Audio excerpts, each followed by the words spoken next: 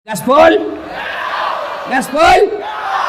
Maka Pak Wali-wali hati-hati, apalagi dekat pilkada, dekat hati-hati sama pemborong. Pemborong ini biasa jadi tim sukses.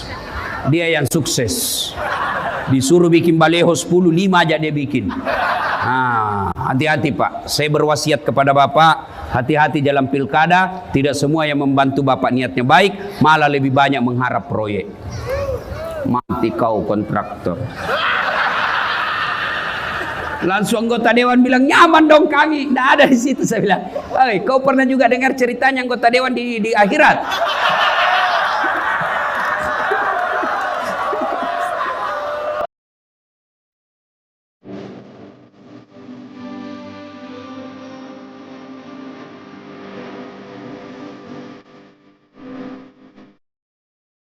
Gaspol.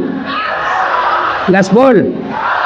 Oi Bu, bagaimana suamimu tidak selalu ke panti pijat? Nah, kau tidak pernah pijat suamimu. Pergi Jakarta naik pesawat bisnis kelas, sampai di rumah kelayanan kelas ekonomi. Bagaimana suami? Kan enak juga itu kalau suami capek pergi kerja seharian dicarikan duit, pulang suaminya dia sambut dengan senyum, sudah rapi dengan pakaiannya, lipstiknya sudah baik, bedaknya, baunya sudah harum, bajunya matching. Lalu datang suaminya, dia sambut, assalamualaikum kakandaku Arjunaku. Lalu suaminya berkata, waalaikumsalam adindaku Sri Kandiku. Langsung dia bilang istrinya, abang gagah betul hari ini. Langsung suaminya berkata, berarti saya jelek kemarin. Lalu tampillah istrinya.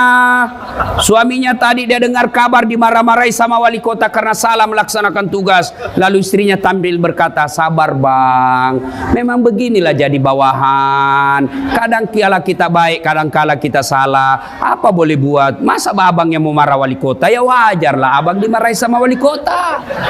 Lalu ibu sekati dia buka sepatunya sambil ibu dekap lagi lalu menyanyi, bila kamu di sisiku hati rasa syahdu.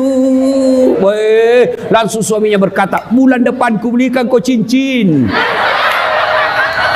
Masuk lagi kamar suami, kamarnya berantakan, mau marah, datang lagi istrinya. Dia sambut suaminya sambil dia peluk dari belakang sambil menyanyi, insaflah wahai manusia bila dirimu bernoda. Tenang itu suami.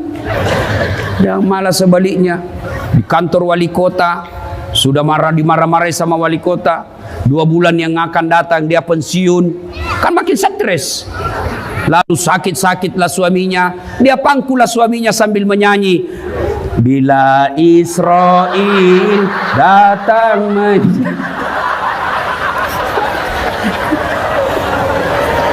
Hei Bu, woi, tahu salah satu amalannya Siti Khadijah, suaminya pergi, pulang, Khadijah sudah siap di rumahnya baskom. Apa isinya baskom? Air hangat.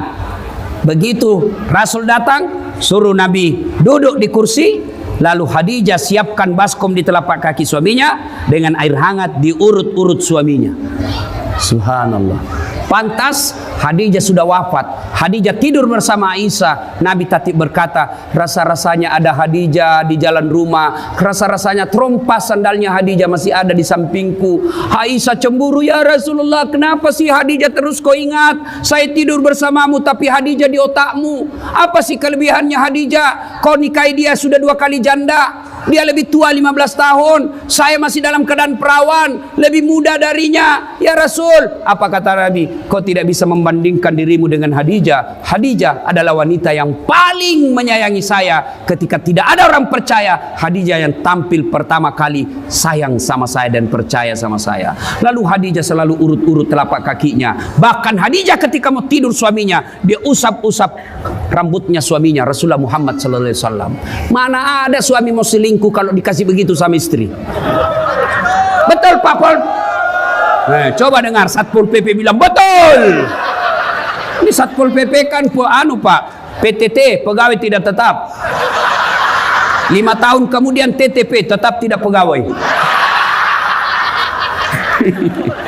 Salatullah salam ala toha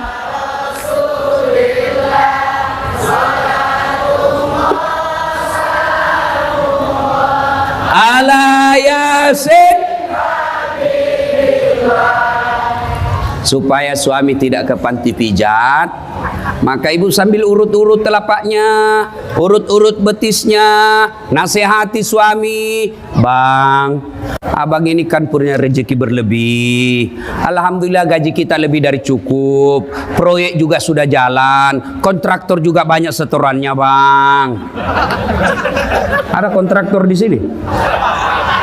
Biasanya yang dekat-dekat wali kota itu umumnya kontraktor. Ada kontraktor. Pak Wali sekarang adalah gula. Namanya gula, banyak semut merapat. Tapi ketahuilah semut-semut yang dekat dengan Bapak hanya menginginkan gula yang ada di Bapak.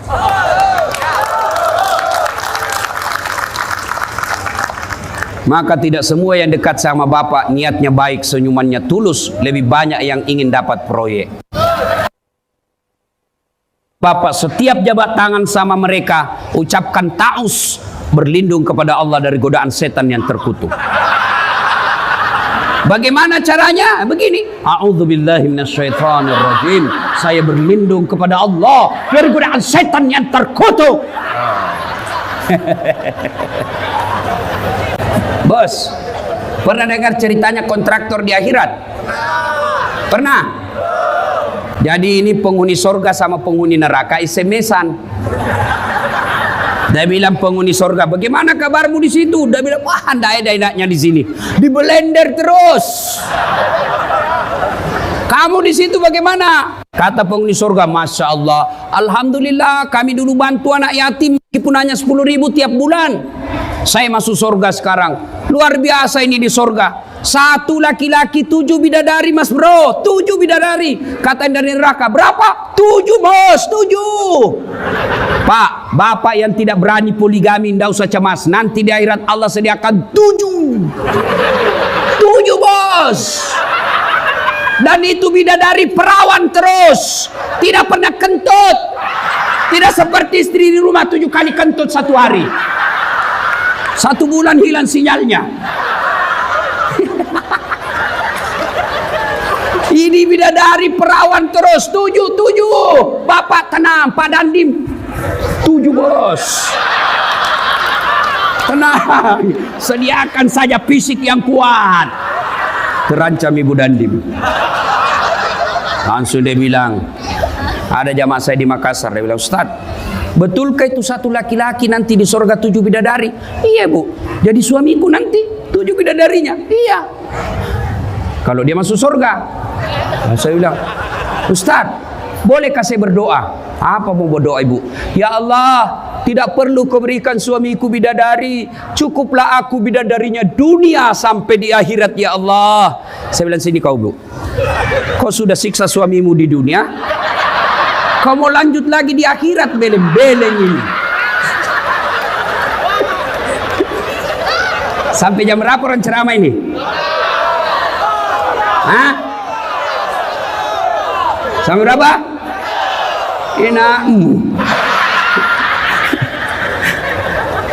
Nah, lalu penghuni neraka berkata, bolehkah kami jalan-jalan ke situ?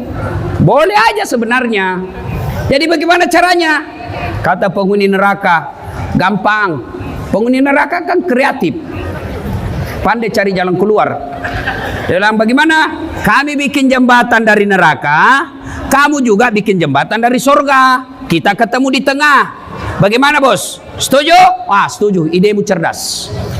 Lelang proyek. Keluar pemenang tender. Waktu pekerjaan 3 hari.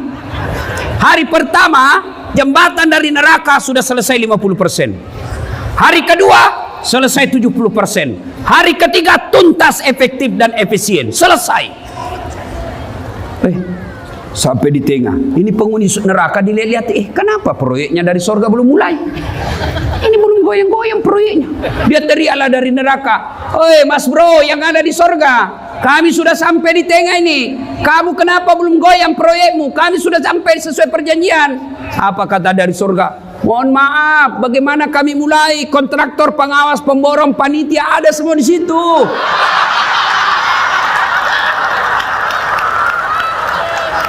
Di sini cuma penghafal Quran. Gaspol? Gaspol?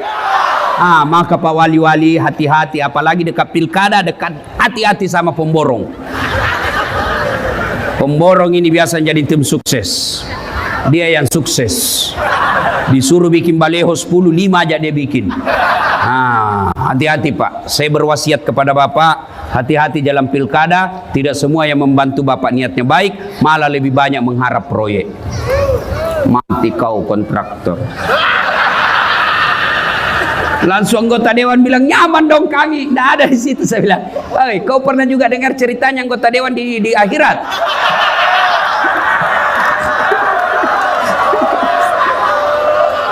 Pernah dengar? Jadi ada penghafal Quran, anak yatim piatu, masuklah dia dalam surga. Dilihat, kenapa banyak anggota dewan di sini? Di negaraku banyak ditangkap gara-gara korupsi. Kok bisa berkeliaran di surga mereka ini? Dia datang sama penjaga surga, malaikat, "Kenapa banyak ini anggota dewan di sini? Negara saya banyak ditangkap gara-gara korupsi dan persinahan. Kenapa banyak di dalam surga?" Kata malaikat, "Tidak usah aku ribut." "Kenapa?" "Ini cuma reses, sebentar lagi dia pulang ke tempatnya."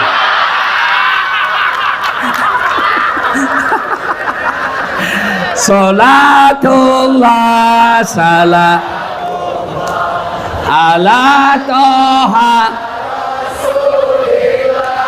salatullah ala yasin.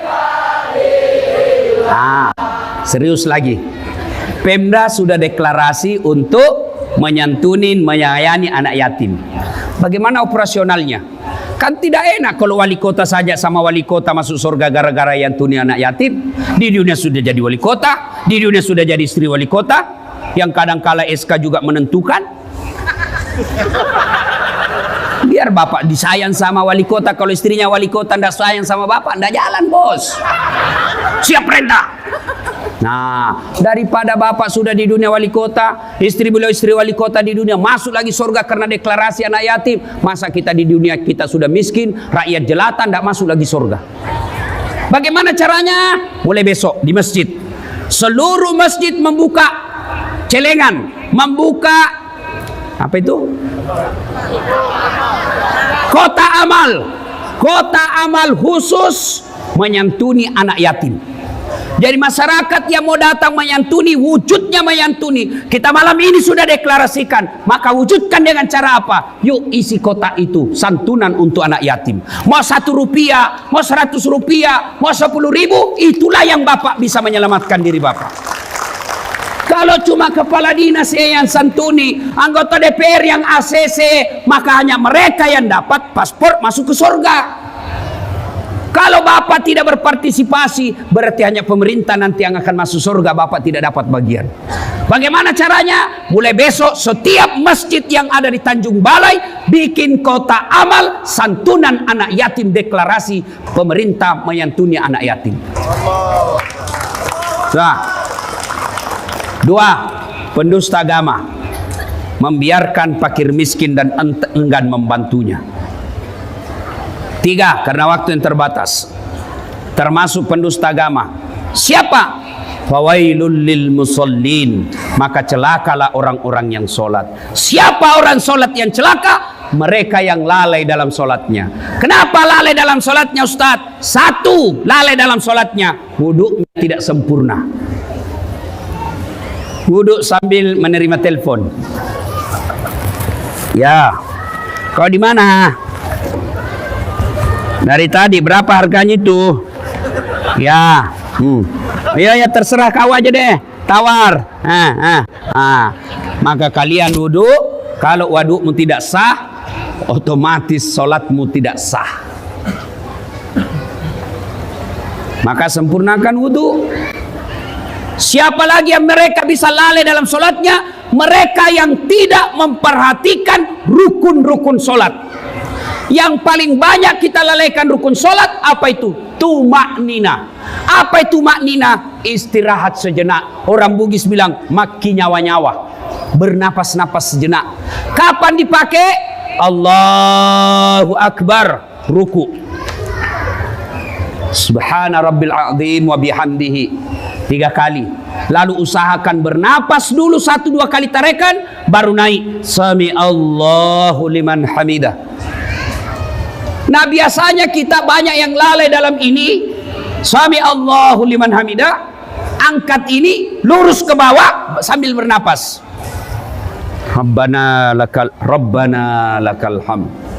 Napas 1-2 kali baru turun. Tapi apa yang kita praktek? Sami Allahu liman hamidah. Jangan ketawa bos, serius ini. Maka wajar bapak 30 tahun sholat, bapak yang sholat tapi bapak tukang tipu. Bapak yang sholat tapi bapak suka makan barang haram. Bapak yang sholat tapi bapak yang pezina. Kenapa? Karena sholatmu tidak sesuai yang ajarkan Nabi. Ini kisah nyata waktu saya masih kuliah KKN. Waktu itu belum saya jadi ustadz. Saya baru kenal satu hari kawan saya, anak teknik. Dia pakai baju takwa. Saya pikir, pasti anak pesantren. Kalau kau jadi imam, dialah jadi imam. Pas baca imam, baca Al-Fatihah masih lancar. Begitu dia baca surah pendek, dia baca Al-Kafirun. Dalam hatiku, cari penyakit ini. Dia bacalah itu. Wala antum abiduna ma a'bud, wala ana abidum ma abattum, wala antum abiduna ma a'bud, wala ana abidum ma abattum, wala antum abiduna ma a'bud, wala ana abidu. Saya sama teman saya sudah berkodem, nyasar dia. Wala antum abiduna ma a'bud, wala ana abidum ma abattum, wala antum putar-putar dia. Wala antum abiduna ma wala ana abidum. Ini jengkel temanku, dia teriak, "Weh, kenapa itu tak putar-putar?" Dia bilang, "Ini imam, ini juga kupikir." Kacau sholat. Siapa yang salah? Siapa salah? Siapa salah? Imam. Ayo, ini kisah nyata lagi waktu saya SD, SMP di kampung. Sholat asar, sujud. Lama sekali imam. Kenapa lama sekali imam sujud? Tidak biasanya lama begini. Orang tunggu, tidak naik-naik kepalanya. Ada kawan saya, dia angkat kepalanya. Langsung teriak, "Woi, hilang imam." Ternyata ketika kita sujud, imam di depan melarikan diri keluar dari pintu samping. Bubar sholat. Selesai sholat, saya tanya, "Pak Imam, kenapa aku tinggalkan saf?" Dia bilang, "Saya kentut nak." "Pak Imam, lain kali kalau kau kentut, kasih naik dulu kepalanya kita supaya dilihat kau keluar." Dia bilang, "Saya sengaja karena saya malu, kau tahu." Siapa salah? Siapa salah? Imam. Ini ala lagi Pak, penghafal Quran. Dia jadi imam, dia baca yang paling panjang. Hanya dia yang hafal Pak. Begitu lagi dia baca, tiba-tiba ada cicak jatuh hampir kena kepalanya. Kaget. Stres, dia lupa sambungan ayatnya. Dia ingat-ingat, tidak bisa. Apa sambungannya? Dia lupa betul. Lama hening satu masjid, tidak ada sama sekali suara. Tiba-tiba Pak Imam bilang, "Tolong bantu di belakang." Dia bilang, "Yang di belakang saya juga tidak tahu." Berteriaklah paling belakang. Dia bilang, "Kalau begitu ya sudah, Allahu Akbar." Siapa salah? Siapa salah? Imam. Ada lagi nih, kan kadang-kala ada imam itu dia balik-balik sunnah Nabi. Nabi katakan, kalau kau jadi imam, ringkaskan bacaanmu. Kenapa? Karena yang di belakang macam-macam. Makanya imam sebelum angkat takbir, dia akan berkata, "Salat jami rahimakumullah." Luruskan dan rapatkan saf. Tujuannya apa? Kita mau lihat pasukan. Ibarat Kapolres inspeksi pasukan. Maka kata Nabi, ringkaskan. Kenapa? Di belakang ada orang tua yang sudah pensiun, tidak bisa lama berdiri, rematik. Naik lagi kepalanya, kasihan, belum selesai, jatuh. Ada barangkali Satpol PP yang pakai sepatu baru, dia lupa simpan baik-baik. Sepatu saya, baru dibeli 2 hari, hilang sudah sepatu. Ada ibu-ibu yang mau sekali kentut, lamanya ini Pak Imam. Ada anak muda yang lupa ambil kunci motornya, sudah hilang sudah motor saya ini motor. Makanya kata Nabi, kalau kau jadi imam, ringkaskan bacaan solatmu, itu sunnah. Ini ada imam balik-balik sunnah Nabi, dia jadi imam, la haula wala quwwata illa billah. Apa dia baca? Surah Al-Baqarah ayat 10 sampai 112. Dia husuk dengan bacaannya, kita husuk dengan hayalan. Kita mau ikut, tidak dihafal. Kita mau ruku, belum selesai, terpaksa kita baca semua pengumuman di dinding masjid. Keadaan keuangan Masjid Nurul Yamin, pengeluaran, saldo kas. Sudah habis satu papan dibaca, satu triplex dibaca, belum selesai imam, terpaksa pindah lagi ke kalender. Persatuan Guru Republik Indonesia cabang Tanjung Balai. Sudah selesai kalender, selesai pengumuman, belum selesai Pak Imam, bajunya lagi dibaca. Syahrial SHMH, calon wali kota 2 periode. Siapa yang salah? Siapa salah? Maka dalam Islam, siapa saja boleh jadi makmum. Mulai orang sadar sampai orang cerdas boleh jadi makmum.